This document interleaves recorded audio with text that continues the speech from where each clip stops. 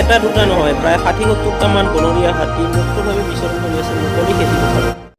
নমস্কাৰ ফ্ৰেণ্ডছ, খালী হৈ যোৱা খেতি পথাৰখনৰ পৰা আপোনালোক সকলোকে মোৰ YouTube channel real memory of ৰিয়েলিটিলৈ স্বাগতম জনালোঁ। মই বৰ্তমান উপস্থিত আছোঁ গোৱালপাৰা জিলাৰ হাৰিমুৰা আৰু সাকুমুৰি গাঁৱৰ মাজত থকা খেতি পথাৰখনত। আৰু মইনো ইয়াত কিয় আহিছোঁ আৰু কি কৰিব আহিছোঁ সকলোবোৰ দেখুৱাম, মাত্ৰ আপোনালোকে ভিডিঅ'টো স্কিপ নকৰি শেষলৈকে চাই থাকিব। ভিডিঅ'টো আৰম্ভ কৰাৰ আগতে এটা সৰু অনুৰোধ কৰিব বিচাৰিছোঁ, যদিহে এই ভিডিঅ'টো চাই ভাল পায় তেন্তে please like, comment and share কৰিবলৈ একেবাৰে নাপাহৰিব। আৰু যদিহে মোৰ ভিডিঅ' প্ৰথমবাৰ চাই আছে তেন্তে প্লিজ মোৰ চেনেলটো ছাবস্ক্ৰাইব কৰি কাষতে থকা বেল আইকনটো সবাই নটিফিকেশ্যন অন কৰি ৰাখিব, যাতে যেতিয়াই মই নতুন ভিডিঅ' আপলোড কৰোঁ লগে লগে আপুনি সংকেত পাই যায় আৰু পোনপ্ৰথমতে আপুনি ভিডিঅ'টো চাবলৈ পায়। তেন্তে বলক আজিৰ ভিডিঅ'টো উপভোগ কৰোঁ। মই ৰাজু আপোনালোকৰ সৈতে আজি একেলগে থাকোঁ।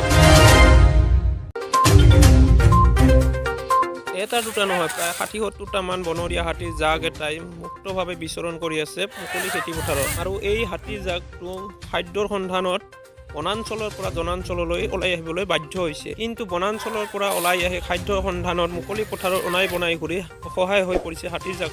এপাচি শাকত এটা জলকীয়াৰ দৰে হ'লেও জনসাধাৰণে খাদ্য যোগান ধৰিবলৈ বাধ্য হৈছে এই অসহায় হাতী জাকক দেখি। তথাপিও এতিয়ালৈ কোনো ধৰণৰ পদক্ষেপ হাতত লোৱা দেখা নাই বন বিভাগৰ। হাতী মানুহৰ সংঘাত অতীজৰে পৰা চলি আহিছে যদিও আজি এক মানৱতাৰ নিদৰ্শন দাঙি ধৰিছে এইসকল লোকে। কোনোবাই যদি কলগছ, কোনোবাই আকৌ বিস্কুট পাওৰুটি, কোনোবাই যদি আলু কবি, কোনোবাই আকৌ ৰবাব টেঙা, কৰ্দৈ, নাৰিকল, অমিতা আদিকে ধৰি বিভিন্নজনে বিভিন্ন ধৰণৰ খাদ্য যোগান ধৰিবলৈ চেষ্টা চলাই